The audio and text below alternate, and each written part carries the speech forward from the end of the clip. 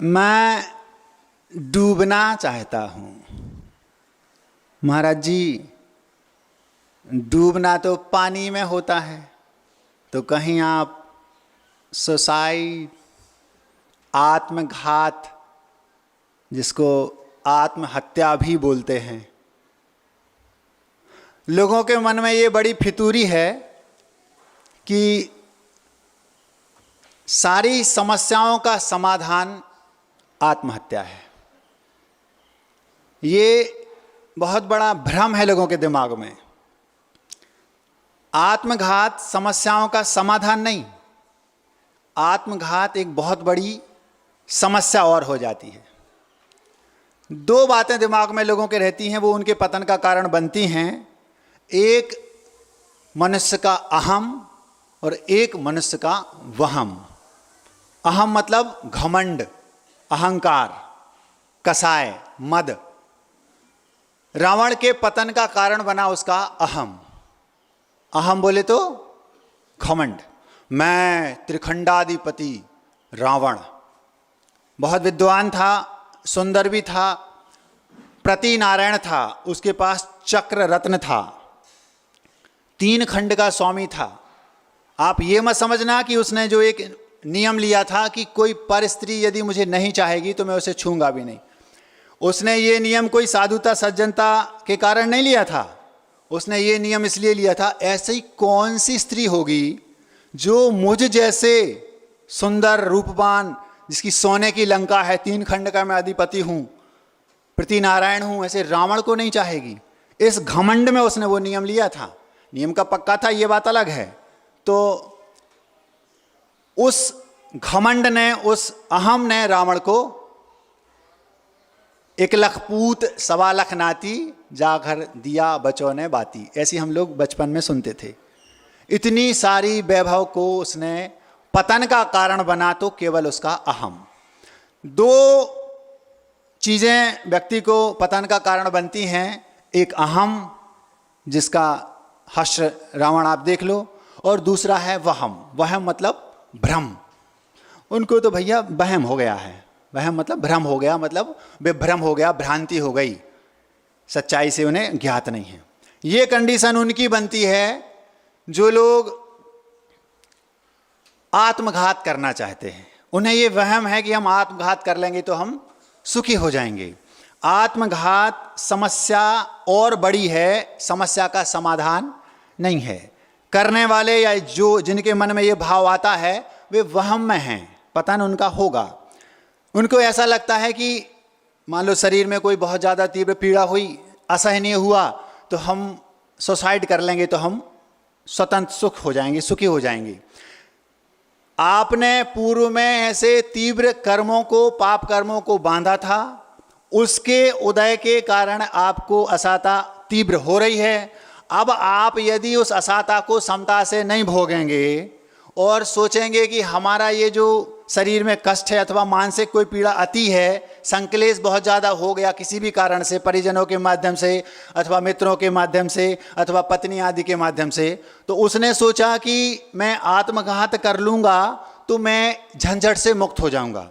आप इस पर्याय से तो मुक्त हो जाएंगे, लेकिन तुरंत दूसरी पर्याय को प्राप्त करेंगे। वहां आपको इससे कई गुना ज्यादा पाप का फल भोगना पड़ेगा, क्योंकि आत्मघात अपने आप में एक बहुत बड़ा महापाप है। पूर्व में आपने जो कर्म बांधे थे, जिनके कारण आपको ये कंडीशन बनी कि आपको आत्मघात करना पड़ रहा है, वे कर्मों का बैलेंस तो आपके अकाउंट में है ही, और जो आत्मघात किया अथवा भाव किए उससे जो तीव्र पाप बांधा वो और जुड़ गया, तो अब मैं ब्याज के भोगना पड़ेगा। आप लोगों ने वो बेटे देखे, बच्चे किन्हीं घरों में हम लोगों के पास प्राय आते हैं जो खड़े नहीं हो पाते अपने पैरों पर, जो मानसिक रूप से विकलांग रहते हैं अथवा बोल भी नहीं पाते, दिमाग भी नहीं चलता, आंखें भी ऐसी टेढ़ी टेढ़ी से किए रहते हैं, हंसते रहते हैं, कुछ समझ में नहीं आता ये क्यों ऐसा कर रहे हैं।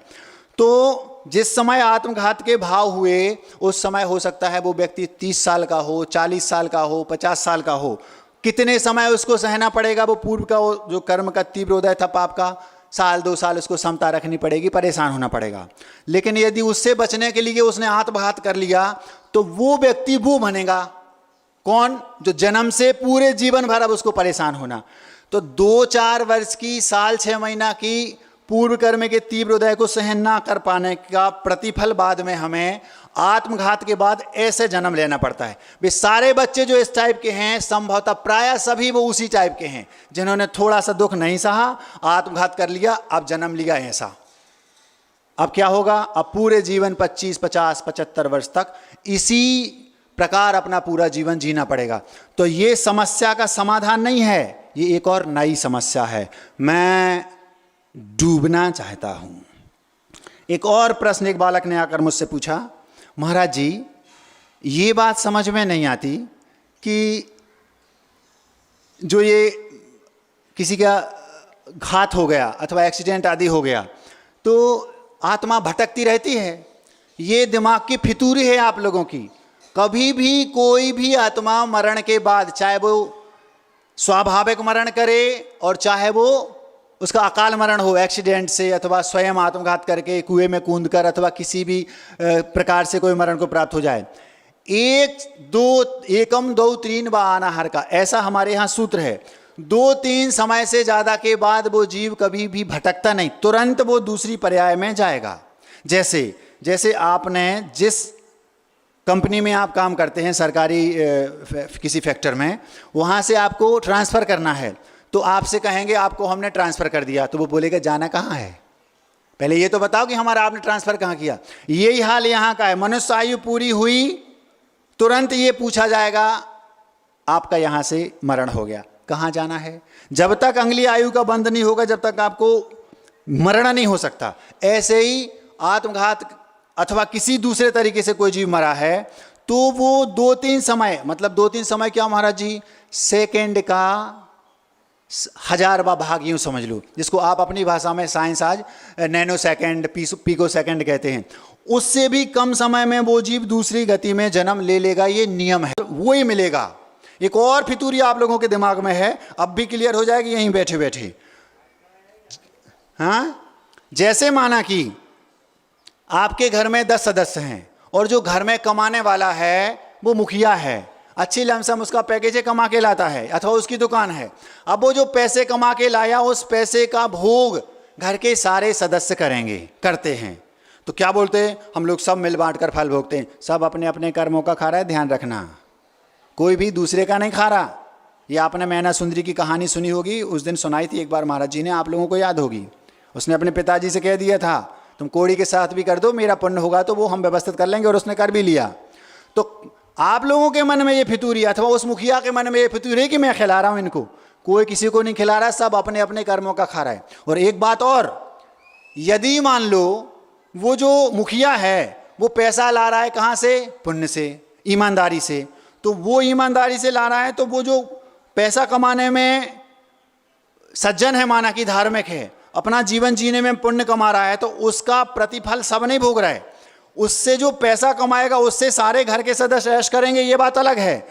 अब यदि मान लो वो चोरी करके लाता है, वो मुखिया पैसा चोरी करके लाया, और यदि वो चोरी करने के बाद उसने पाप अर्जन किया, आप घर के सदस्यों से कहे कि मैं चोरी करके लाया, मैंने पाप अर्जन किया, इस पैसे को सब जन भोग करो लेकिन पाप को भी सब भोगना, कोई तैयार नहीं होगा। पत्नी से कहो मैं चोरी का नेकलेस लाया हूं तुम्हारे लिए, तुरंत झपट के गले में पहन लेगी, क्यों, नेकलेस चाहिए उसको। लेकिन मैं इस पाप के कारण नरक जाऊंगा, तुम जैसे इस नेकलेस में हिस्सा कर रही हो, अपना मान रही हो, तो पाप में भी हमारे साथ हो जाओ, अपन दोनों नरक चलेंगे। मैं क्यों जाऊं, चोरी तुमने की। वो ये बोल देगी मैं क्यों जाऊं, चोरी तुमने की, मैं क्यों जाऊं, तो ये नेकलेस मत लो, तुम्हारा कर्तव्य, तुम मेरे धर्मपति हो, तुम्हें मेरे लिए नेकलेस ला के देना चाहिए। तो खीर को तो सब सोंझ हैं, महेरी को सब न्यारे।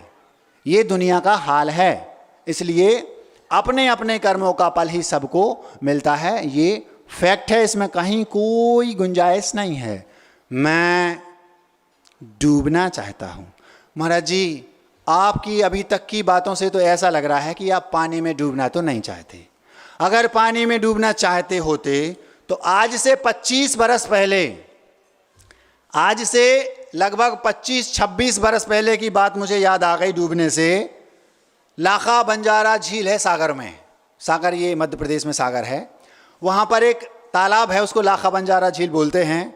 वहाँ पर 25 बरस पहले एक बोट क्लब था, नाव वहाँ पर थी, 10 रुपये में आधे घंटे नाव चलाने को मिलता था। मेरी उम्र लगभग 14-15 वर्ष थी। मैं अपने एक मित्र के साथ उस लाखा बंजारा झील में नाव चलाने गया। डबल सीटर नाव थी, बोट थी, पैडल चलाने पड़ते थे पैरों से। डबल सीटर थी, दोनों साइड पैडल थे, बीच में एक थोड़ा सा डंडा जैसा लगा रहता था और उस पैडल के सामने एक रिंग रहता था, उसमें पानी घूमता था, उससे वो नाव आगे चलती थी। अब हम लोग, मैं और मेरा मित्र दोनों गए और डबल सीटर एक नाव ले ली आधे घंटे के लिए। वोट उसमें चप्पू नहीं होते थे, पैडल से चलाना पड़ता था उसको। जब हम लोग 10, 20, 50, 100, 200 फीट अंदर चले गए, तालाब में अंदर गए, तो जब बिल्कुल बीच में पहुंच गए, जहां लगभग 20 से 25 फीट गहरा पानी था, वहां पहुंच गए, तो वहां जाने के बाद मैंने सोचा कि भैया अब पैडल चलाना बंद कर दो, थोड़ी देर अपन बीच का आनंद लेंगे। ठीक है, 2-5 मिनट तक शांत रहे। अचानक देखा कि पानी में से लाल लाल खून जैसा दिख रहा है। घबरा गए कि एकदम स्तब्ध पानी है, शांत पानी है, पानी में से ये रक्त कहाँ से आ गया। तो हमने अपने हाथों को देखा, पैर को देखा, सिर को देखा, कहीं कोई कुछ नहीं है। उससे पूछा, भैया तुझे कोई चोट तो नहीं लग गई। तो पानी में खून निकल रहा हो, देखा तो दोनों स्वस्थ, किसी को कुछ नहीं हुआ। ये 25 साल पुरानी बात है। अब जब देखा कि कहीं कोई किसी को चोट नहीं लगी है, तो फिर गौर से देखा, तो देखते ही होश उड़ गए। क्या हुआ ये समझ लो कि पसीना पसीना हो गए। ये समझ लो कि ऐसा लगा कि अब प्राण कंठगत हो गए। क्या हुआ, हम जिस सीट पर बैठे थे उसके जस्ट आगे पैरों से 2 या 2.5 फीट दूर सामने जो रिंग था, उसमें एक 4-5 फीट का इतना मोटा अच्छा लंबा सांप लिपटा। हमने जैसे उसको देखा तो मेरी आंख और उसकी आंख में मुश्किल से 4 फीट का अंतर होगा, 3 फीट का, और पैर चूंकि आगे रहते हैं तो पैर में तो 2 फीट का था। अब वो सामने यूं देख रहा। हमने कहा भैया मर गए, अब तो गए, अब कुछ नहीं हो सकता, भाग सकते नहीं, भागेंगे तो कहाँ जाएंगे, बीच तालाब में हैं, 25 फीट गहरे में हैं, तो भाग तो सकते नहीं। अब दूसरा उपाय सोचा कि उस साइड चले जाएं, जिस साइड मेरा मित्र है उसकी सीट पे बैठ जाएं। तो बैठ नहीं सकते, क्योंकि नाव ऐसी है, अगर हम इस साइड बैठेंगे तो बैलेंस बिगड़ जाएगा, एक साइड खाली एक साइड दो, तो पानी भर जाएगा, तो डूब जाएंगे, तो भी मर गए। अब यदि कुछ नहीं करें तो सामने देख ही रहा है, वो तो आएगा, वो खाएगा, तो भी गए। तो क्या उपाय है। जब कोई उपाय नहीं सूझा, कोई उपाय दिखाई नहीं दे रहा कि अब क्या करें, तो फिर एक ही उपाय दिखा, नमो हरिहंताणम। जिन शासनस्य सारो 14 पुब्बाड़म जो समुद्धारो जस्मणे नमोकारो संसारो तस्य किम कुणई। ये गाथा है, तत्व विचार सार नाम का ग्रंथ है। उसका ये श्लोक है 11वीं शताब्दी में आचार्य बसुनंदी जी महाराज, जिन्होंने मूलाचार की टीका लिखी, उन्होंने इस ग्रंथ को लिखा। उस ग्रंथ में ये श्लोक उन्होंने दिया, जिन शासन का जो सार है, क्रीम ऑफ जैनिज्म, नमोकार मंत्र, जस्मणे नमोकार, जिसके मन में नमोकार मंत्र है, संसारो तस्य किम कुड़ाई, उसका पूरा संसार क्या कर सकता है, अर्थात कुछ नहीं कर सकता। बस वो याद आ गया कि भैया नमो हरिहर, जोर जोर से मैं नमोकार मंत्र पढ़ने लगा। हमने कहा अब कोई उपाय नहीं है। 2-5 मिनट देखा तो हुआ क्या कि वो सांप उसमें जो फंसा था वो उसको कट लग गया होगा, तो वो उसका खून निकल रहा था, वो उस पानी में फैल रहा था। अब गौर से देखा तो देखा कि वो जो सांप है वो फंसा है उसमें से, मतलब वो चाह कर भी निकल नहीं पा रहा। हमने सोचा यदि पैडल को जर्रा सा भी चलाया तो वो निकल जाएगा, और निकल जाएगा तो अपन को निकल जाएगा, तो पैडल नहीं चलाना। यदि मैं रिवर्स पैडल चलाऊं तो भी निकल जाएगा, लेकिन वो आएगा तो अंदर बोट के, तो वो फिर मारेगा। कोई उपाय नहीं है। अथवा तीसरा ये है कि हम शांति से कुछ नहीं करो, बैठे रहो, तो भी वो हो सकता है 10-5 मिनट में प्रयास करके निकल जाए, तो भी आफत। तो क्या करें। अकेले में जैसे आप लोग सांप से डरते, मुझे भी बहुत डर लग रहा था, मैंने तो सोच लिया था कि अब तो प्राण बचना ही नहीं। जैसे आप अकेले में सांप से डरते हैं, अगर ऐसे आप अकेले में पाप से डरने लगें तो भगवान बनने में देर नहीं लगेगी। सांप से जितना भय लगता है उतना भय अगर आपको पाप से लगने लगे, भगवान बनने में देर नहीं लगेगी, ये फैक्ट है। मैंने कुछ नहीं किया, लमोकार उससे भी कहा मैं भैया जोर जोर से पढ़, जोर जोर से लमोकार पढ़ते रहे। उससे कहा धीरे धीरे धीरे धीरे तुम अकेले ताकत लगा, क्योंकि अब डबल मेहनत हो रही, उसकी बोझ बढ़ गया, अकेले को चलाना है। वो अपना साइड का पेडल मारते मारते मारते मारते जैसे तैसे करके मोड़ के हम लोग 20-25 मिनट में धीरे धीरे तट पर पहुंचे। तट पर पहुंचे, उतरे, कान पकड़े उठे बैठे, आज के बाद कभी नाव नहीं, अब हमें बोटिंग कभी नहीं करना, जान बची तो लाख उपाय, मैं डूबना चाहता हूं। महाराज आपकी बातों से लग रहा है कि आप पानी में डूबना तो नहीं चाहते, मतलब सुसाइड, आत्मघात, ये तो हमें फितूरी लग रही थी, लेकिन ऐसा कुछ नहीं है। एक व्यक्ति नदी के तट पर आत्मघात की अपेक्षा से खड़ा था, एकदम रेडी था कूदने के लिए, बहुत गहरा वहां पानी भरा था, मरना चाह रहा था कि मर ही जाएगा, यूं समझ लो। वहां से एक व्यक्ति निकला जो बहुत धनाढ़ था, संपन्न था। जैसे ही उस व्यक्ति ने उसको देखा कि ये तो ऐसा लग रहा है जैसे सुसाइड करने के लिए नदी में कूदना चाह रहा है, जोर से चिल्लाया भैया रुको, और वो दौड़कर उसके पास आया। उससे आकर बोलता है भैया तुम मरना चाहते हो, कूदना चाहते हो पानी में? तो वो बोलता है तुमसे मतलब, तुम होते कौन हो हमारी लाइफ में दखल अंदाजी करने वाले? तो वो सज्जन था, सेठ था, पैसे वाला था, समझ गया कि ये कोई झंझट हो गया होगा, तो मरना चाह रहा है। पूछा उससे, बोला देखो भैया घबराओ नहीं, गुस्सा मत हो, मरना तो तुम्हें है ही, हमें 2 मिनट अपनी समस्या बता दो, हम बहुत बड़े सेठ हैं, हो सकता है तुम्हारी समस्या का समाधान हो जाए, तो 2 मिनट बाद मर जाना, मरना तो है ही, 2-5 मिनट क्या अंतर आ रहा है, कोई ट्रेन तो चूक नहीं रही। तो वो बात उसको समझ में आ गई। हाँ बताओ क्या हुआ? बोलता है घर में झगड़ा हो गया। वो लड़का जो मरना चाहता था, युवक था, सुंदर था, सुशील था और अविवाहित था।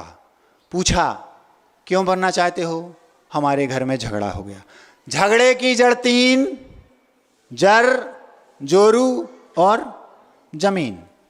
केवल 3 कारणों से झगड़ा होता है। आज तक चाहे सिविल कोर्ट हो, चाहे हाई कोर्ट हो, और चाहे सुप्रीम कोर्ट हो, चाहे वर्ल्ड कोर्ट क्यों ना हो, चारों कोर्टों में जितने भी केस लगे हैं, लग रहे हैं, लगेंगे, लग चुके हैं, फैसला हो चुका है, केवल 3 कारणों से ये अदालतों की व्यवस्था बनी।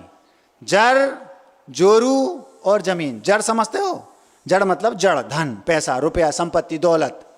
और जोरू तो आप समझते ही हो, जोरू मतलब स्त्री, पत्नी, जो भी आप कह लो उसको। और जमीन मतलब प्लाट, खेत आदि आदि। झगड़े की जड़ 3, जड़, जोरू और जमीन। कौरवों और पांडवों के बीच में युद्ध हुआ, किस कारण से हुआ? जड़, जड़ मतलब धन। मीडिएटर जो थे, मध्यस्थ जो थे, उन्होंने कहा भैया, दुर्योधन से कहा एक काम करो, आधा आधा बांट लो, आधा तुम्हारा आधा पांडवों का। वो कहता वो 5 हैं, हम 100 हैं। जब बहुत मनाया दुर्योधन को, भैया मान जाओ, अब बंटवारा तो करना पड़ेगा, ऐसा थोड़ी होता है। जब बहुत मनाया, नहीं माना, तो यहां तक वो लोग पांडव मान गए कि एक काम करो, 105 हिस्से कर लो, 5 हमें दे दो, 100 तुम। जब नहीं माना तो ये कहा ऐसा कर लो, केवल 5 गांव पांडवों को दे दो, एक पांडव को एक गांव। मैं फूटी कौड़ी नहीं दूंगा। पूरी महाभारत बनी तो किसके कारण? जड़। झगड़े की जड़ 3, जड़, जोरू और जमीन। जड़ के कारण पूरी महाभारत खड़ी हो गई। झगड़ा हुआ, लाखों, हजारों, लाखों हिंसाएं हुई मनुष्यों की और पशुओं की, और फाइनली क्या हुआ आप सबको पता है। मैं महाभारत खड़ी करना नहीं चाहता यहां, है ना। अब ये झगड़ा हुआ जड़ के लिए। आपके घरों में भी ये सब होता रहता है। हमने तो यहां तक देखा है कि वो ये कहते मैं वही दुकान लूंगा, मैं वही मकान लूंगा, देना हो तो दो, नहीं तो मैं फांसी लगा लूंगा। धमकी देते हैं, भले नहीं लगाएं, वो डरवाते रहते हैं, लेकिन वो ये झगड़ा हर घर में होता है। पत्नी कहती कल मैं भोजन नहीं बनाऊंगी, मुझे पहले ये नेकलेस चाहिए। हर घर में झगड़ा हो रहा है जड़ के कारण। ये हो गया। फिर दूसरा है जोरू। जोरू की कहानी बड़ी गजब की, खतरनाक। युग के आदि में भगवान आदिनाथ जब हुए, पहले तीर्थंकर, उस समय उनके चक्रवर्ती थे भरत। भरत चक्रवर्ती के एक सेनापति थे, उनका नाम था जय कुमार। आप लोगों ने सुना होगा, जोरू मतलब स्त्री, पत्नी। तो उस समय एक स्वयंवर होता था। स्वयंवर समझते हो? स्वयंवर में कन्या स्वयं अपने वर को चुनती है। एक लड़के के सामने जब ये बात रखी तो वो बोलता है, महाराज जी, स्वयंवर में भी कन्या लड़के को चुनती है, और जो प्रेम विवाह होता है, लव मैरिज, इसमें भी कन्या वर को चुन लेती है। तो दोनों में अंतर क्या है? जब स्वयंवर को आदिनाथ भगवान के समय उनके सेनापति ने स्टार्टिंग की, तो प्रेम विवाह में दिक्कत क्या है आप लोगों को? आप लोग प्रेम विवाह मत करो, लव मैरिज मत करो, अथवा क्या ये जैनिज्म में स्वीकार नहीं है? लव मैरिज में और स्वयंवर में महान अंतर है। स्वयंवर में कन्या वर को स्वयं तो बरती है, लेकिन उसके पहले उसको उसका कोई जानकारी नहीं होती, उसको प्रेम प्रसंग उसका पहले से कुछ नहीं होता। भारतीय संस्कृति में पहले विवाह होता है, बाद में प्रेम होता है। पाश्चात्य संस्कृति में पहले प्रेम होता है और बाद में विवाह होता है। परिणाम क्या होगा महाराज? चाहे बाद में प्रेम हो जाए, चाहे पहले हो जाए, होना तो उसी से नहीं, बहुत अंतर है। पहले विवाह हो गया, बाद में प्रेम होगा, जीवन भर वो रिश्ता चलेगा। हमारे यहाँ तलाक का जो रेशो है वो 1% भी नहीं है भारत में, और अमेरिका में 40% तलाक का रेशो है। क्या सुन रहे हैं आप लोग? क्यों?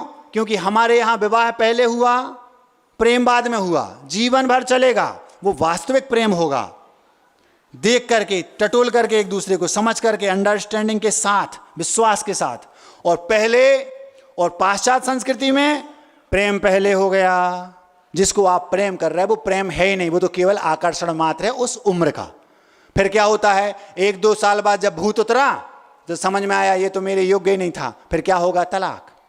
100 में से 40 तलाक होते हैं, ये अमेरिका की रिपोर्ट है, आप गूगल बाबा से पूछ सकते हो। क्या कहा?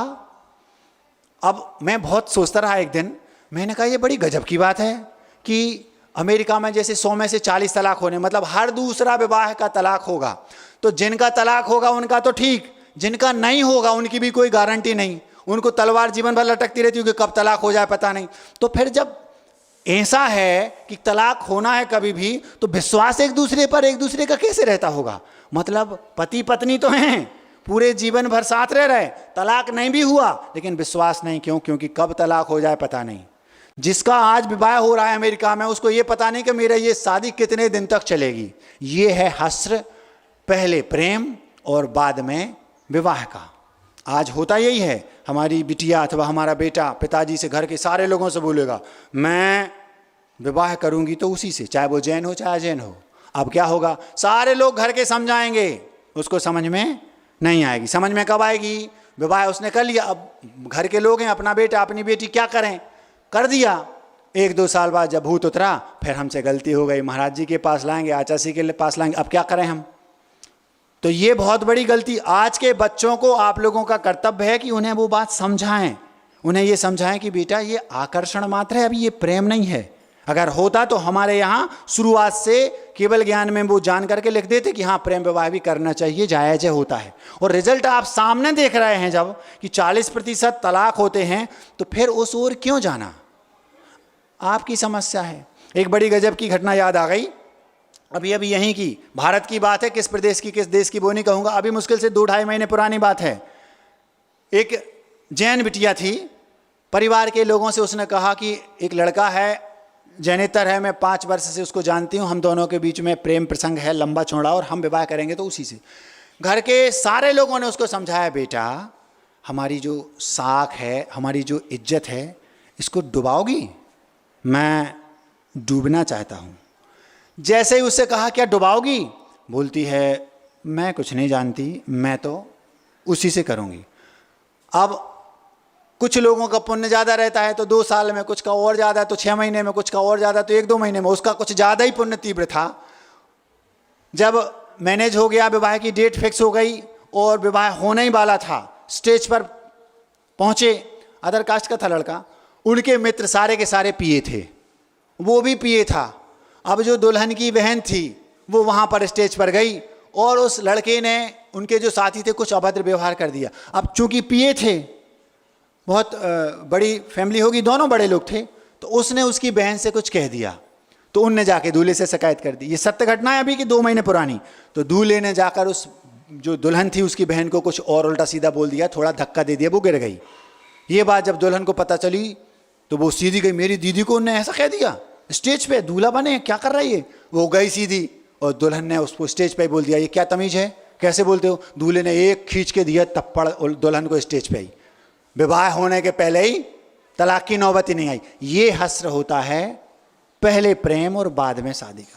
100% ऐसा नहीं है, लेकिन ऐसा ये सत्य घटना थी, आपके सामने रखी। हमने कहा वो पुण्यवान थी, कम से कम तलाक के लिए उसको 2, 4, 6, 8 महीने कोर्ट के चक्कर नहीं लगाने पड़े, फिर विवाह हुआ ही नहीं, बात वहीं आई गई हो गई। उस 5 वर्ष में सारे रिश्तेदारों ने, बंधुओं ने उसको समझाया, लेकिन वो कन्या नहीं मानी, और उस समय एक घटना ने उसके दिमाग पे बात जम गई और विवाह नहीं हुआ। हमने कहा देखो उसका पुण्य था कि कम से कम बच तो गई, लौट के बुद्धू घर को तो आ गए, ऐसी स्थिति। अब तो जो वो स्वयंवर विवाह था, युग के आदि में सुलोचना और जयकुमार जो भरत चक्रवर्ती के सेनापति थे। एक चक्रवर्ती के 14 रत्न होते हैं, 7 रत्न होते हैं उसमें चेतन और 7 रत्न होते हैं अचेतन। भरत चक्रवर्ती के जयकुमार सेनापति थे चेतन रत्न, वो सेनापति जिसने 60,000 वर्ष तक पूरे 6 खंडों में उसको विजय दिलाई। उन सेनापति का सुलोचना से विवाह हुआ स्वयंवर। पहला विवाह था वो स्वयंवर, यहां से स्वयंवर की व्यवस्था शुरू हुई। अब देखिए स्वयंवर का मंडप लगा है। मैं ये बता रहा हूं कि जर, जोरू और जमीन, झगड़े की जड़ 3। जड़ की बात आपके सामने पांडव और कौरवों की रखी, जोरू की बात बता रहा हूं।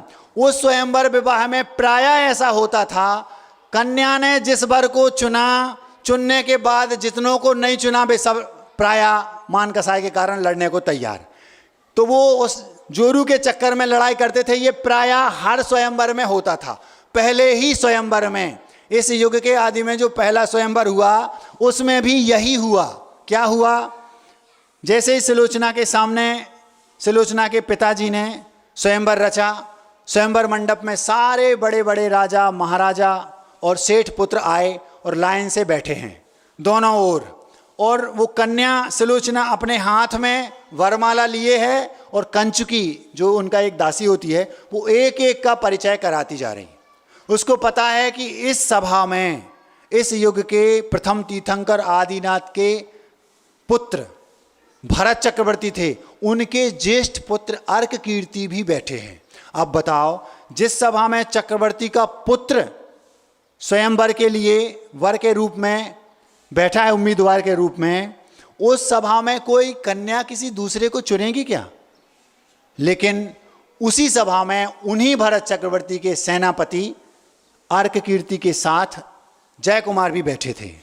सुलोचना को एक एक का परिचय कराया उसकी कंचुकी ने, और परिचय कराते कराते कराते कराते जैसे ही वो अर्क कीर्ति के सामने पहुंची, ये भरत चक्रवर्ती के पुत्र हैं। चक्रवर्ती के पुत्र मतलब कितनी बड़ी बात। और वो कौन? जयकुमार। जयकुमार हो गया एक प्रकार से नौकर और वो हो गए मालिक अर्क कीर्ति। वो सामने उसने सुना, आगे बढ़ गई, बढ़ते बढ़ते घूमते आई और उसने पूछा ये कौन? ये चक्रवर्ती भारत के सेनापति रत्न। कौन? जयकुमार। और उसने जयकुमार के गले में वरमाला डाल दी। ये हो गया स्वयंवर, उसने स्वयं अपने वर को चुन लिया। अब जब जैसे ही वर को चुना तो हर जगह ये लोग होते हैं कौन? कान भरने वाले। अर्क कीर्ति के पास पहुंचे, आप मालिक हैं, वो आपका नौकर है, आपके सामने एक कन्या ने उस नौकर को चुन लिया, उस सेनापति को चुन लिया और आपकी बेइज्जती कर दी। ये तो बहुत बड़ा घोर अपराध है। झगड़े की जड़ 3, जड़, जोरू और जमीन। जोरू के चक्कर में उनका जो खून था वो खौल गया। किसका? अर्क कीर्ति का। सही बात है, हर घर में ऐसे लोग आपको मिल जाएंगे।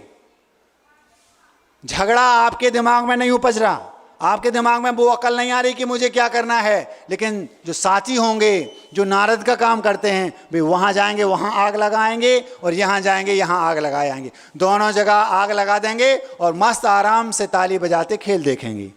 2-4 लोग आए, उनकी सामर्थ्य नहीं थी जय कुमार को हराने की, तो उनने क्या किया, उनने सोचा ये अच्छा है अपन अर्क कीर्ति के कान भर दो। तो जो और हार गए थे, वे जो कान भरने वाले लोग होते हैं वे कभी भी जीतने वाले लोग नहीं होते, वे हारे हुए ही लोग होते हैं, उन्हें कोई नहीं हरा सकता। जो हारे हुए ही हैं उन्हें कौन हराएगा।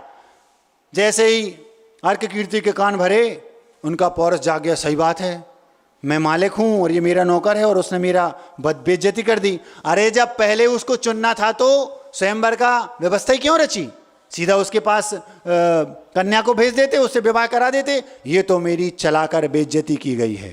अर्क कीर्ति ने आओ देखा ना ताओ और जाकर के सीधे जय कुमार के ऊपर लड़ाई चढ़ाई कर दी। जय कुमार भरत चक्रवर्ती का सेनापति था, छोटा मोटा तो था नहीं, बहुत पराक्रमी था। जैसे उसको पता चला कि अर्क कीर्ति हमारे यहाँ पीछे आ रहे हैं, बहुत सारे उसके साथी भी आ रहे हैं, उस अकेले ने अपनी दम पर, चक्रवर्ती का सेनापति छोटी मोटी बात नहीं होती, उसने अर्क कीर्ति मतलब चक्रवर्ती के पुत्र को हरा दिया, उसकी सारी सेना को पछाड़ दिया। अब देखो उस जय कुमार को इस बात का दुख नहीं हो रहा कि मैंने अर्क कीर्ति को हरा दिया, क्योंकि उसने तो गलती की, कोई भी हो, गलती करने वाला कोई भी हो, गलती की है तो सजा देनी चाहिए। ये जो पराक्रमी लोग होते हैं उनका कर्तव्य होता है, करते भी हैं। उसको इस बात का भय लग रहा है मैं अपने मालिक की नज़रों में गिर तो नहीं गया। जो सज्जन लोग होते हैं उन्हें गिरने का भय नहीं रहता, जमीन पर वो कितनी बार गिर जाएं उन्हें गिरने का भय नहीं रहता। उन्हें भय इस बात का रहता है कहीं मैं सज्जनों की नज़रों में तो नहीं गिर गया। जमीन पर गिरना उन्हें भयकारी नहीं है, किसी की नज़रों में ना गिर जाऊं, मैं अपने मालिक की नज़रों में ना गिर जाऊं, भरत चक्रवर्ती की नज़रों में ना गिर जाऊं। वो क्या सोचेंगे तुमने मेरे बेटे को हरा दिया। हम लोग यहाँ बैठे हैं, ये मत समझना कि हम लोग अपनी मनमानी से अपना जीवन जी रहे हैं। 24 घंटे दिमाग में ये भरा रहता है कहीं कोई चूक ना हो जाए। क्यों चूक हो गई और गुरुदेव को पता चल गया तो उनकी नज़रों में गिर जाऊंगा। यहां मैं 100 बार फिसल के गिर जाऊं, कोई डर नहीं। डर इस बात का हमेशा बना रहता है कहीं गुरुदेव की नज़रों में ना गिर जाऊं। सज्जन लोग नज़रों में गिरने को गिरना समझते हैं, फिसल के गिरना तो कोई बड़ी बात नहीं, हर एक व्यक्ति गिर जाता है, फिसलन तो हर जगह है, बरसात में कोई भी कहीं भी गिर जाएगा। आपके घरों में लोग गिरते तो हैं, नज़रों में गिरने का भय नहीं रहता, इसका मतलब है सज्जनता में अभी कमी है। वो अर्क कीर्ति को हराने के बाद भी उसको इस बात का भय नहीं लग रहा कि वहां क्या होगा, उसको ये लग रहा हमारे जो मालिक हैं भरत चक्रवर्ती हैं, मैं अब उनकी आंखों से आंखें कैसे मिलाऊंगा, वो क्या कहेंगे कि तुमने मेरे बेटे को हराया, मैं उनकी नज़रों में गिर ना जाऊं। बहुत भय था। ये बात भरत को पता चली कि ऐसा ऐसा हुआ, अर्क कीर्ति वहाँ गया था, उसने जय कुमार को चुन लिया और उसका किसी ने कान भर दिया और वो आकर के जाकर के उसने जय कुमार पर चढ़ाई की, आखिर अर्क कीर्ति हार गया। भरत को चक्रवर्ती को जब ये बात पता चली इतना प्रसन्न हुआ पूछो मत। बोले ये है मेरा सेनापति। उसने ये नहीं कहा कि ये मेरा बेटा है, बोले ये वो मेरा सेनापति है। और उसने खबर भिजवा दी जय कुमार से कि चक्रवर्ती आपसे मिलना चाहते हैं, आपसे बेहद प्रसन्न हैं। ये होती है सज्जनों की सज्जनता। आपका बेटा अगर कोई गड़बड़ करके आए, आप क्या कहोगे, मेरा बेटा ऐसा कर ही नहीं सकता। 1000 गलतियां आपके बेटे की हों लेकिन आप दुनिया के सामने ढाकोगे। लेकिन वो चक्रवर्ती भरत सज्जन थे, न्याय नीति नेकी उनके अंदर थी। क्या बोलते हैं, जब जय कुमार भरत चक्रवर्ती के पास जाने लगे तो वो स्वयं चल करके उनको लेने आए और कहते हैं जय कुमार तुमने बहुत अच्छा किया, उस अर्क कीर्ति ने मेरी कुल की मर्यादा को डुबो दिया, उसने मेरी यश को डुबो दिया, उसने मेरा जो संसार में ख्याति थी, मेरा जो यश था उसको उसने डुबो दिया, मैं डूबना चाहता हूँ। जब जय कुमार को पता चला कि ये मेरे जो मालिक हैं, ऐसे विचारों के हैं, उस फिर भी वो सामने गया, क्षमा मांगता है। ये होते हैं सज्जन लोग। जय भारत चक्रवर्ती बोलते हैं, बरमाला डालते ही सुलोचना तुम्हारी पत्नी हो गई। पत्नी को बचाना पति का कर्तव्य है। अगर अर्क कीर्ति ने भी तुम्हारे ऊपर प्रहार किया तब भी तुम्हारा यही कर्तव्य था कि वो कोई भी हो, धर्म है तुम्हारा, अपनी पत्नी की रक्षा करना तुम्हारा धर्म था। तुमने बिल्कुल सही किया, कहीं कोई गड़बड़ी नहीं कि मैं तुमसे प्रसन्न हूं। और अर्क कीर्ति को जय कुमार के सामने फटकार लगाई, तुमने हमारे कुल की मर्यादा को डुबो दिया। ये तुम्हारा कर्तव्य था। अगर इतने नाक वाले थे तो गए क्यों थे उसमें? हम अपने बेटों से ऐसा बोलते हैं क्या? हम अपने घरों में अपने बेटों को ऐसा लताड़ते हैं क्या कि अगर वे गलत करके आते हैं तो हम सिर नीचा कर लेते, कुछ नहीं बोलते, हमारा बेटा है कहीं भाग ना जाए। अरे एक बार नहीं 100 बार भाग जाए। ऐसे बेटों से तो बिना बेटे के अच्छे। कीमत जीवन लग जाता है बंधुओं यश कमाने में, पूरा जीवन यश कमाने में लग गया। वे लोग रोटी से पेट नहीं भरते, अपने यश से अपना पेट भरते हैं। कोई बात नहीं। जर जोरू और जमीन झगड़े की जड़ 3। जोरू के कारण इतना झगड़ा हुआ। एक और झगड़ा हुआ इसी जोरू के कारण, आप लोगों को पता होगा। महाभारत हुई जड़ के कारण, रामायण हुई जोरू के कारण। एक कवि के किसी ने लिखा है, राम रावण दो जन्ना, उनने उनकी नार हन्ना, उनने उनको मारन्ना, इतनी सी थी बातन्ना, और तुलसी लग गए पोथन्ना। पोथन्ना समझते हो? इतनी मोटी रामायण लिख दी किसके कारण? केवल 3 बातें थी। राम और रावण दो जन्ना, 2 व्यक्ति थे। उनने उनकी नार हन्ना, मतलब रावण ने राम की नार मतलब पत्नी को, जोरू को हर लिया। उनने उनको मारन्ना, और रावण ने को राम ने अथवा राम के साथियों ने मार डाला। हमारे जैनिज्म में रावण को राम ने नहीं मारा। रावण प्रति नारायण था और लक्ष्मण नारायण थे। तो ये नियोग है कि प्रति नारायण को नारायण ही वध करते हैं। जैन दर्शन के अनुसार रावण को लक्ष्मण ने मारा, लेकिन लक्ष्मण राम के साथी थे, राम के भैया थे, साथ में थे। इस अपेक्षा से उन्होंने लिख दिया कि उनने उनको मारना। इतनी सी बात थी। 2 व्यक्ति थे, एक ने इसकी पत्नी को हरा, पत्नी को हरने के जुर्म में उसने उनको मार डाला। इतनी सी थी बातन्ना, और तुलसी लग गए पोथन्ना। इतनी बड़ी हजारों पृष्ठ की पोथन्ना रामायण लिख दी। महाभारत हुई जर के कारण, रामायण हुई जोरू के कारण, और भारत पाकिस्तान अथवा चीन भारत, ये बड़े बड़े युद्ध हो रहा है किसके कारण? झगड़े की जड़ 3, जर, जोरू और जमीन। चीन कहती मेरी जमीन यहां तक है, भारत कहता है यहां तक है, झगड़ा होता रहता है। पाकिस्तान कहता है कश्मीर मेरा है, भारत कहता है कश्मीर मेरा है, तुम्हारी सीमा यहां तक है। जमीन के कारण झगड़ा होता है। एक बड़ी गजब की घटना मेरे जीवन में बहुत पहले थे में घटी। 75 वर्ष के 2 दादाजी थे। उनका एक मेन रोड पर 50 फीट चौड़ा मकान था। अब उस समय कच्ची दीवारें होती थी, सामान्य से नाप लिया 50 फीट है तो है। आजकल जो तौल के कांटे होते हैं उनमें 1-1 ग्राम का वो आ जाता है। पहले ऐसा नहीं होता था। पहले कुरैया आदि होता था बड़े, तो 2-5 ग्राम 200-500 ग्राम तो ऊपर नीचे चलता था, नापा तो 1-8 फीट कम बढ़ चलता था। उस समय उनका बंटवारा हो गया होगा दोनों भाइयों का। अब इत्तेफाक से 10-20 साल बाद जब उनके बेटे हो गए, बेटों के बेटे हो गए, बेटों के बेटों के बेटे हो गए, नाती पंती हो गए, और वो 75, 80 साल के हो गए, तो वो मकान जो 50 फीट का था उसको उन्होंने बनाना चाहा दोनों ने। अब देखो वो 50 की जगह इत्तेफाक से 51 फीट निकला। तो दोनों के बीच इतना झगड़ा हुआ उस आधे फीट को लेकर। वो कहते तुम्हारी 25 फीट थी लिखी है तुम्हारी उसमें इकरारनामा में देख लो। वो कहते नहीं 50 फीट थी तो 25 थी, 51 है तो 25.5 हुई। अब वो 50,000 75,000 स्क्वायर फीट की वो जगह हो गई, उतनी कीमती हो गई। वो लड़ रहे, इतना झगड़ा हुआ कि पूरी गांव तमाशा देख रहा। हमने कहा ये है जमीन के पीछे झगड़ा। झगड़े की जड़ 3, जर, जोरू और जमीन। वो व्यक्ति जो मरने के लिए आया था उससे पूछा भैया तू क्यों मरना चाहता है बता। हमारे घर में भैया से झगड़ा हो गया तो हम मरना चाहते। उन्होंने कहा हमें बताओ नहीं क्या झगड़ा हुआ, हो गए 3 ही कारण होंगे, या जर या जोरू या जमीन। कोई 3 में से एक कारण होगा, तुम चिंता नहीं करो। इतना बड़ा ऐसा कौन सा कारण हो गया कि तुम सुसाइड करना चाहते हो? बोलता है मैं त्रस्त हो गया हूं, मैं अपने जीवन से ऊब गया हूं, मैं मरना चाहता हूं। सुनो, एक काम करो, हमारे साथ हमारे घर चलो, मेरा कोई बेटा नहीं है, मैं तुम्हें अपने बेटे जैसा रखूंगा, मेरे पास करोड़ों की संपत्ति है, तुम मरो नहीं, प्राण त्याग दोगे, ये कोई हल नहीं है। उसको समझाया मैं बहुत धनाढ्य व्यक्ति हूं, मेरे घर चलो।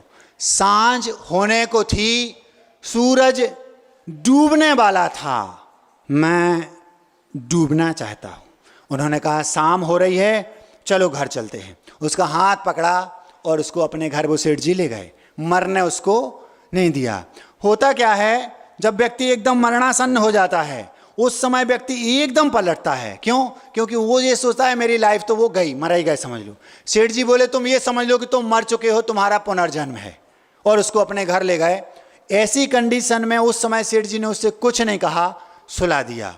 हमारे घर में हमको ये ध्यान रखना चाहिए, जब कभी कोई बड़ी तू मैं हो जाए, उस समय उससे कुछ मत बोलो, शांति से समय दे दो, थोड़ा समय दे दो, रात बीत जाने दो, सवेरे तक आधे से ज़्यादा मामला ठंडा हो जाता है। उस सेठ जी ने वो किया, उनसे कहा इससे बात करेंगे, रोएगा गाएगा, दुनिया भर की कहानी सुनाएगा, मुझे इससे कोई मतलब नहीं, अभी इसको सोने दो। रात हो गई, बाहर अंधेरा हो गया, पूरा नगर अंधेरे में डूब गया। मैं डूबना चाहता हूं। सुबह हुई, सेठ जी बोले बेटा एक काम करो, नहा लो, हम तुम्हें जिनालय ले चलते हैं। ठीक है, उसने नहा लिया। अब उसे अभी वो एकदम अनमना है, कोई समझ में नहीं आ रहा। उस बेटे को लेकर, वो बहुत सुंदर था, विवाह भी नहीं हुआ था, उस बेटे को लेकर मंदिर गए। मंदिर जाने के बाद पास में ही उद्यान में मुनिराज थे, वो उस बेटे को मुनिराज के पास ले गए।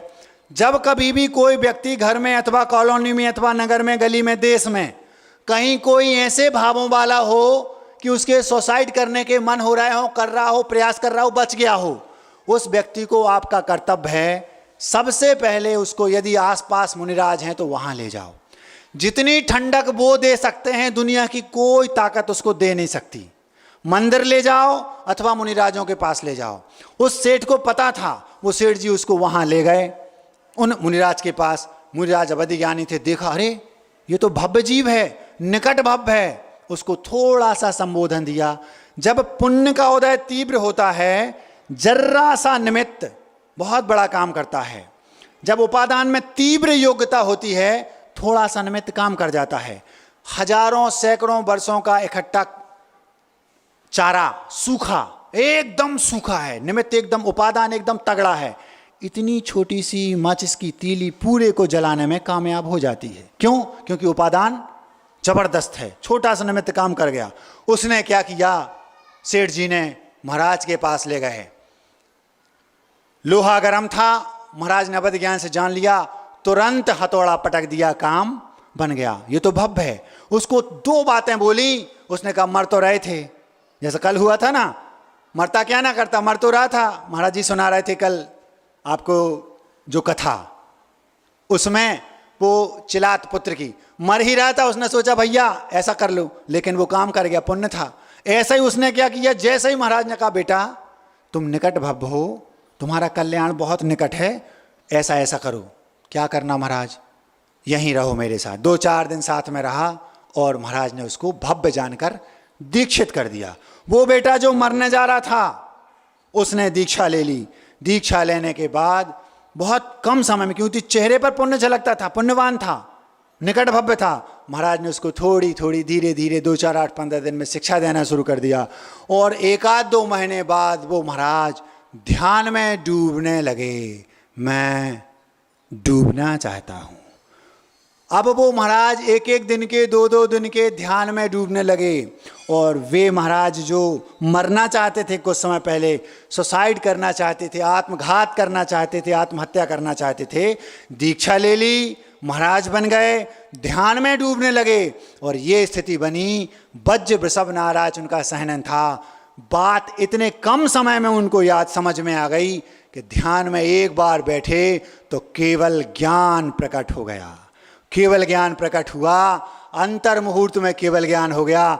अब बे महाराज तो महाराज सामान्य, उनको केवल ज्ञान नहीं हुआ जो गुरु थे, और जो चेला था कुछ दिनों पहले आया था उनको केवल ज्ञान हो गया। वे महाराज साधु परमेष्ठी हैं और जो शिष्य था वो अरहंत परमेष्ठी बन गया। अब वे जो थोड़ी देर पहले उसको संबोधन दे रहे थे, भैया तुम सुसाइड मत करो, तुम ऐसा ऐसा कर लो, उनने ज्ञान दे रहे थे, वो उनसे जाके पूछ रहे। जैसे केवल ज्ञान होता है, गंधकुटी की रचना हो जाती है और वो गंधकुटी में बैठे केवली सर्वज्ञ बन गया। अरहंत केवली कौन? जो वो बेटा था जो मरने गया था, वो केवली बन गए, और जिन गुरु ने उनको दीक्षा दी थी वे वहीं बैठे साथ में। ऐसा होता है, कब किसकी बत्ती जल जाए कोई ठिकाना नहीं। ये माइक पे हमारे मक्खी बैठी है, हो सकता है ये मेरे से पहले भगवान बन जाए, यहां से मर के मनुष्य बने, विदेश क्षेत्र में जाके वहां दीक्षा ले 8 वर्ष में, और हम यहाँ 8 वर्ष तक खजुराहो सतना छतरपुर यहीं दौड़ते रहें, और 8 वर्ष बाद पता चला उसने दीक्षा ले ली, केवल ज्ञान प्राप्त कर लिया, मोक्ष प्राप्त कर लिया। किसने? मक्खी ने। ये है जैन दर्शन की विशालता। प्रत्येक प्राणी में भगवान बनने की ताकत है। अब बे मुनिराज, जिन मुनिराज ने उससे कहा भैया ऐसा ऐसा कर लो, वो मान भी गया, दीक्षा ले ली, केवल प्राप्त। बे अंतर मुहूर्त बाद अपने ही नए नवेले शिष्य के सामने जाकर हाथ जोड़कर कहते हैं, भगवान धर्म का स्वरूप क्या है? आप लोग सुन रहे हैं? अंतर मुहूर्त 2-4 दिन पहले जो धर्म का स्वरूप अपने शिष्य को बता रहे थे, अब वे शिष्य अरहंत परमेष्ठी बन गए, केवली बन गए। वे गुरु अपने शिष्य से पूछ रहे, भगवान धर्म का स्वरूप क्या है? मैंने सोचा मैं वहाँ होता तो कितनी लज्जा आती। हम अपने नए नवेले शिष्य से पूछ रहे धर्म का स्वरूप क्या है, और कुछ समय पहले हम उनको धर्म का स्वरूप बता रहे थे, भैया तुम सुसाइड मत करो। ये है जैन दर्शन की विशालता। पूर्ण आयु होने तक वे केवली विहार करते रहे, और सामान्य केवली के रूप में उन्होंने आयु पूर्ण हुई, मुक्ति को पा लिया। एक छोटा सा निमित्त भगवान बना देता है। कोई भी हमारे आसपास यदि ऐसी घटना घटने वाली हो, आपका कर्तव्य है उसको मुनिराजों के पास लाएं। हो सकता है एक छोटी सी चिंगारी पूरे कर्मों को जलाने में कारण बन जाए। ऐसे वे झगड़े की जड़ 3, जड़ जोड़ू और जमीन, जाकर के मुक्त होना चाहते थे और डूबना चाहते थे, और वहाँ से निकाला और मुक्त हो गए, भगवान बन गए।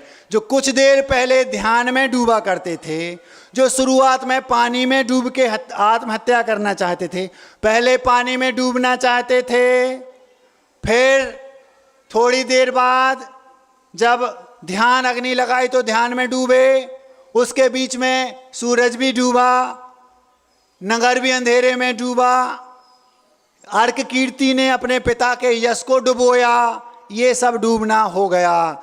अंत में जाके वे सिद्ध परमात्मा बन गए, और वहाँ अनंत सुख में अनंत काल के लिए डूब गए। मैं डूबना चाहता हूँ, इतना ही पर्याप्त समझता हूँ। अब मिठाई। 25 बरस पूर्व का मैंने आपके सामने प्रसंग रखा, नाव वाला। दिसंबर 96 की बात है, जीवन में पहली पंक्तियां लिखी थीं। उस समय मैं डूबना नहीं चाहता था पानी वाला, लेकिन जिस ध्यान में डूबने का प्रयास करता हूं, जिस तरीके का डूबना चाहता हूं, उस समय की चिंगारी वहां थी। उन पंक्तियों में आपको स्पर्श हो जाएगी। दिसंबर 96 में अपने जीवन की पहली पंक्तियां लिखी थी। उसका शीर्षक था राह। राह बोले तो वे, पथ, मार्ग। कई कदम चले हम, कोई कहीं रखा कोई कहीं, कभी चले पुरानी राहों पर, कभी पाई राह नई। आज एक नई राह की खोज की है। आप ये समझना कि मेरी उम्र 14-15 वर्ष है। उस समय लिखा था, लिखना अच्छे से जमाना नहीं आता था, भाव बहुत अच्छे से आपको समझ में आ जाएंगे। 25 वर्ष पुरानी घटना आपके सामने रखी, तो मैंने सोचा इसको आज रख दो। कई कदम चले हम, कोई कहीं रखा कोई कहीं, कभी चले पुरानी राहों पर, कभी पाई राह नई। आज एक नई राह की खोज की है जिस पर मस्ती के साथ मौज भी है। इस राह पर चलने का अपना एक अलग अंदाज है, परंतु इस पर फूलों की बजाय कांटों का साज है। अपनी नजर से देखूं तो वह साज फूलों से कहीं अच्छा है, और कोई गैर मुझे देखे तो सोचे अभी बच्चा है। बड़ा होने पर राह छोड़ देगा, अपने कहे कथन की राह मोड़ देगा, परंतु किसी भी स्थिति में मैं राह नहीं छोड़ूंगा। कोई कितना ही रोके उसी राह पर दौड़ूंगा, क्योंकि उस राह से मुझे बेहद लगाव है। उसी राह के सहारे मुझे भरने कई घाव हैं। अब सदा उसी राह पर चलने का मन है, उसी राह पर अर्पित अपना सारा जीवन तन मन धन है। विश्वास पूरा है राह के सहारे मंजिल पाऊंगा, लेकिन डर है राह इतनी लंबी अकेला कैसे जाऊंगा। अतः मुझे एक साथी की तलाश है, परंतु यही तो मेरी गलत प्यास है। इस राह पर तो चलना अकेला है, इस राह पर चलते समय न कोई सगा ना सौतेला है। बहुतेरे सोचेंगे न जाने कैसी राह मिली है, कौन जाने राह बुरी है या भली है। पर मैं दावे के साथ कहता हूं राह बड़ी नेक है। 10 नहीं 20 नहीं, राह केवल एक है। उस राह के पथिक की महिमा अपार है, तभी तो उस पर चलने का विचार है। चाहता है मन जल्दी से वह राह पकड़ लूं और किसी पतली गली से चुपचाप खिसक लूं। अतः मुझे बेसब्री से मौके की तलाश है। वह राह मेरे लिए बहुत खास है, क्योंकि राह के उस छोर पर परमात्मा का वास है, क्योंकि राह के उस छोर पर चैन की श्वास है, क्योंकि राह के उस छोर पर सिद्धों का आवास है। वह राह मेरे लिए बहुत खास है, बहुत खास है। अहिंसा परमो धर्म की